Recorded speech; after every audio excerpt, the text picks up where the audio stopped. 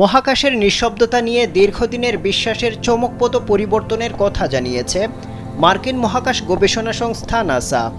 সম্প্রতি তাদের একটি গবেষণায় উঠে এসেছে মহাশূন্যে প্রতিনিয়ত শব্দ হচ্ছে। এই শব্দগুলোর উৎস হিসেবে সেগুলোকে একসঙ্গে গাইতে থাকা বিলিয়ন বিলিয়ন মানুষের গান বা জিকিরের সঙ্গে তুলনা করা হয়েছে। নাসা এই শব্দগুলোকে রেকর্ডও করেছে, যা শোনা যায় জিকিরের ধ্বনির মতো। চলুন একবার শুনে নেওয়া যাক মহাকাশের সেই ধ্বনি।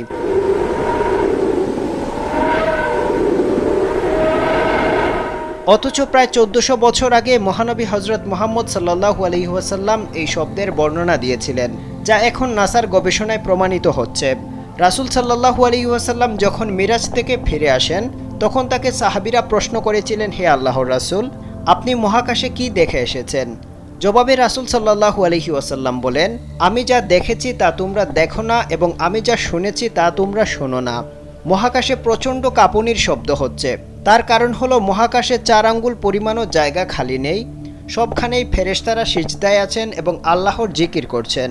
নাসার গবেষণায় দাবি করা হয়েছে, মহাকাশের বিভিন্ন কোণা এবং নক্ষত্রের রেডিয়েশন থেকে এই শব্দের উৎপত্তি হয়, যা ইলেকট্রোম্যাগনেটিক ওয়েভ আকারে থাকে এবং পরে শব্দ তরঙ্গে রূপান্তরিত হয়।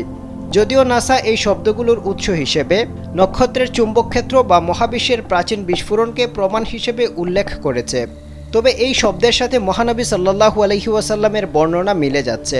কিন্তু নাসার রেকর্ড করা এই শব্দ সত্যিই ফেরেশতাদের কিনা তা মহান আল্লাহ তাআলাই ভালো জানেন।